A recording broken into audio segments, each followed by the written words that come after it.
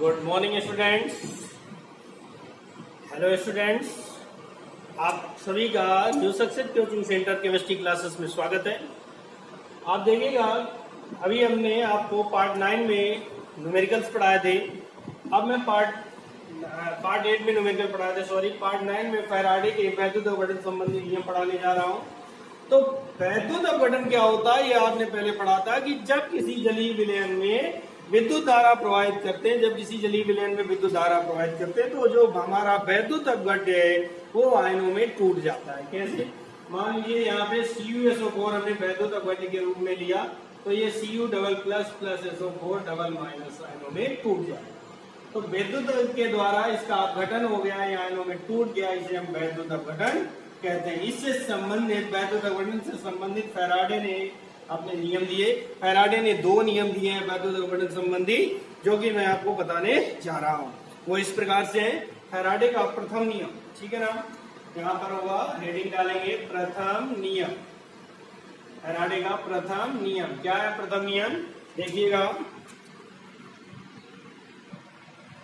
देखिए फैराडे का प्रथम नियम, जब किसी वैद्युत अपघट्य के विलयन में विद्युत धारा प्रवाहित की जाती है तो इलेक्ट्रोडों पर आक्सीकृत या अपचयित होने वाले पदार्थ की मात्रा विलयन में प्रवाहित होने वाले आवेश के समानुपाती होती है। फिर से एक बार देखें कि जब किसी वैद्युत अपघट्य के विलयन में वैद्युत धारा प्रवाहित की जाती है तो इलेक्ट्रोडों पर आक्सीकृत या अपचयित होने वाले आयनों की मात्रा विलयन में प्रवाहित होने वाले आवेश के समानुपाती होती है। फिर से एक बार देख लें, आपको याद हो गया होगा, जब किसी वैद्युत अपघट्य के विलयन में वैद्युत धारा प्रवाहित की जाती है तो इलेक्ट्रोडों पर आक्सीकृत या अपचयित होने वाले आयनों की मात्रा विलयन में प्रवाहित होने वाले आवेश के समानुपाती होती है। मतलब जितनी मात्रा में हम आवेश प्रवाहित करेंगे उतनी ही मात्रा में हमारे आयनों की मात्रा भी बनेगी। जितनी मात्रा में हम धारा प्रवाहित करेंगे उसी मात्रा में हमारे आयन भी हमें प्राप्त होंगे, अर्थात समानुपाती। माना किसी वैद्युत अपघट्य के विलयन में Q आवेश प्रवाहित करने पर मुक्त हुए पदार्थ की मात्रा W होती हो जाएगा W समानुपाती Q, जहाँ W बराबर हो जाएगा ZQ, जहाँ Z बराबर रासायनिक तुल्यांक, जहाँ Z बराबर रासायनिक तुल्यांक होता है, ठीक है ना। ये आपका फॉर्मूला बन जाता है, W समानुपाती Q, W equal to ZQ। Z एक नियतांक होता है जिसे रासायनिक तुल्यांक कहते हैं। समझ में आ गया? यानी जितनी मात्रा में हम आवेश प्रवाहित करेंगे उसी मात्रा में आयनों की मात्रा भी कम होगी, मुक्त होगी। आवेश घटाएंगे मात्रा घटेगी, आवेश बढ़ाएंगे मात्रा भी बढ़ेगी। आई बात समझ में? चलिए अब देखते हैं द्वितीय नियम। द्वितीय नियम कहता है कि देखिए, यदि विभिन्न वैद्युत अपघट्यों के विलयनों में समान समय के लिए समान आवेश प्रवाहित किया जाए, यदि विभिन्न वैद्युत अपघट्यों के विलयनों में समान समय के लिए समान आवेश प्रवाहित किया जाए तो इलेक्ट्रोडों पर मुक्त हुए आयनों की मात्रा भी समान होगी। देखिए इसको जरा समझ लेते हैं।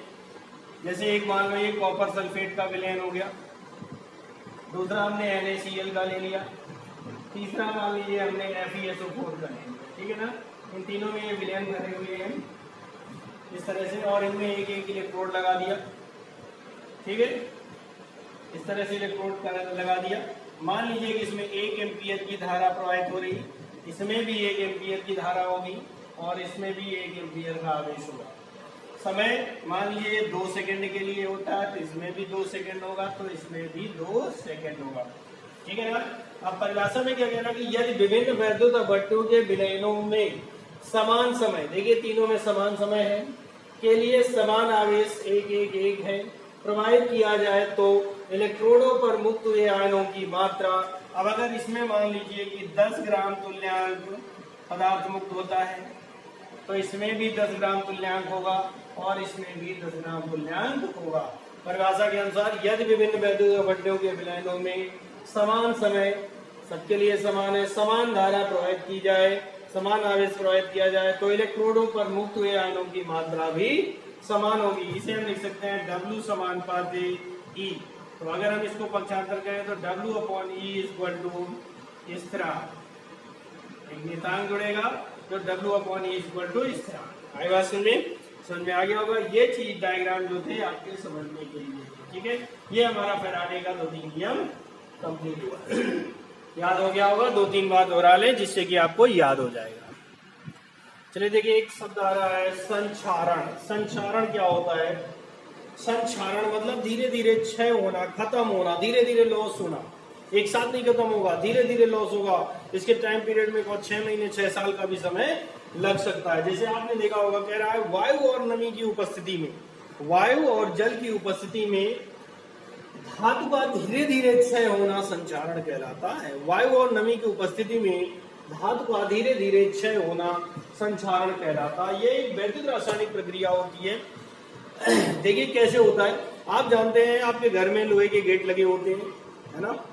लोहे के गेट होते हैं। लोहे के गेट में आप देखते हैं कि जब हम अपनी फर्श वगैरह की धुलाई करते हैं तो फर्श की जब हम धुलाई करते हैं तो धुलाई से क्या होता है, थोड़ा बहुत पानी गेट की निचली साइड पर लग जाता है। तो आप देखेंगे कि 2-4 साल बाद धीरे धीरे लोहे का जो आपका गेट है वो नीचे से गलना यानी खत्म होना शुरू हो जाता है। कहीं पत्ती टूटेगी, कहीं कुछ टूटेगा, धीरे धीरे वो खत्म होना चालू हो जाता है। वो कहलाता है संचारण। यानी एक साथ एकदम से खत्म नहीं होता। आज जंग लगना शुरू होगी, 6 महीने बाद वो खत्म होगा, ये संचारण कहलाता है। इसी तरह आपने देखा होगा कि पीतल के बर्तनों पर हरे रंग के धब्बे बन जाते हैं, फिर उनको साफ करेंगे, फिर कुछ दिन के लिए रख देते हैं क्योंकि पीतल के बर्तन हम लोग रोज तो यूज नहीं करते, तो धीरे धीरे वो भी खत्म होने लगते हैं। इसके अलावा आभूषण होते हैं, सोने या चांदी के आभूषण काले पड़ जाते हैं, फिर उनको साफ करवाना पड़ता है, फिर वो काले पड़ जाते हैं। इस तरह वो धीरे धीरे क्या होता है, एक टाइम आएगा कि वो खत्म हो जाएंगे, समाप्त हो जाएंगे। तो परिभाषा बनती है कि वायु और जल की उपस्थिति में धातु का धीरे धीरे क्षय होना संचारण कहलाता है, यानी समाप्त हो जाते हैं। जैसे लोहे में जंग लगना, घर में गेट होते हैं, वो धीरे धीरे, वो भी निचली साइड से, अगर पानी की उपस्थिति ना हो, गेट में हम लोग पेंट वगैरह कर देते तो वो बचाव के उपाय होते हैं, ठीक है ना। तो लोहे में जंग लगना। दूसरा पीतल के बर्तनों में हरे रंग के धब्बों का बनना। अब बात आती संचारण को प्रभावित करने वाले कारक। संचारण किन किन चीजों से प्रभावित होता है? नंबर 1 आता है धातु की क्रियाशीलता। जो धातु जितनी ज्यादा क्रियाशील होगी संचारण उसमें उतनी ही जल्दी होगा। समझाई बात की नहीं? जितनी ज्यादा क्रियाशील धातु होगी संचारण उसमें उतनी ही जल्दी होगा। वायु तथा आर्द्रता, नमी की उपस्थिति। वायु और नमी, वायु तो सभी जगह है भैया, चाहे वो घर के ऊपर बना हो दरवाजा या नीचे लगा हो, उससे कोई फर्क नहीं पड़ता। लेकिन अगर नमी की उपस्थिति है वहां पर, जिसको बोलते हैं सीलन वगैरह, है ना, तो अगर नमी की उपस्थिति है तो जंग जल्दी लगती है, नमी की उपस्थिति नहीं है तो ये काम धीरे धीरे होता है, ठीक है ना। नंबर 3 आता है वैद्युत अपघट्य की उपस्थिति है। वैद्युत अपघट्य क्या होता है? जैसे पानी में नमक वगैरह पड़ा हो और तब लोहे पर लग जाए तो और जल्दी जंग लगेगी, है ना। तो नमक यानी वैद्युत अपघट्य अगर उपस्थित है तो संचारण की क्रिया तीव्र हो जाएगी, है ना, बढ़ जाएगी। हाइड्रोजन आयन की उपस्थिति, अगर हाइड्रोजन आयन उपस्थित है तो क्या करेंगे, वायु से ऑक्सीजन ले लेंगे और हाइड्रोजन और ऑक्सीजन मिलकर के जल का यानी नमी का निर्माण कर देंगे, जल का निर्माण कर देंगे, जिससे कि संचारण प्रक्रिया बढ़ जाएगी। अशुद्धियों की उपस्थिति, आपका जो सामान लगा हुआ है लोहे का या पीतल का, अगर वो मिक्सिंग का बना हुआ है, मिलावट से बना हुआ है तो उसकी प्रक्रिया तीव्र हो जाएगी। आई बात समझो, वो जल्दी खत्म हो जाएगा ये संचारण। अब इससे अगर बचने के उपाय पूछे तो आप जानते हैं कि अगर लोहे पर ग्रीस लगा दी जाए, हाथ पर ग्रीस का लेप कर दिया जाए तो संचारण नहीं होगा। नंबर 2, अगर गेट पर पेंट वगैरह कर दी जाए तो संचारण नहीं होगा। नंबर 3, अगर हम धातु के ऊपर रबड़ वगैरह की परत चढ़ा देते हैं तो भी संचारण नहीं होगा। इस तरह से हम संचारण से बच सकते हैं। आई बात समझ में? चलिए, इस तरह से आपका ये चैप्टर भी फिनिश होता है और आप देखेंगे कि अगला चैप्टर आपको अगली वीडियो से पढ़ाया जाएगा। और अगर वीडियो पसंद आए तो लाइक करें, शेयर करें और आपके यूपी बोर्ड के लिए बहुत अच्छी तैयारी हो जाएगी अगर आप वीडियो को देखते रहते हैं कंटिन्यू, ठीक है ना। अगर आप चैनल में नए हैं तो चैनल को सब्सक्राइब करें, बेल आइकन दबाएं, जिससे आपके पास सारे वीडियो कंटिन्यू पहुंचते रहेंगे, ठीक है। ओके, थैंक यू, जय श्री राधे।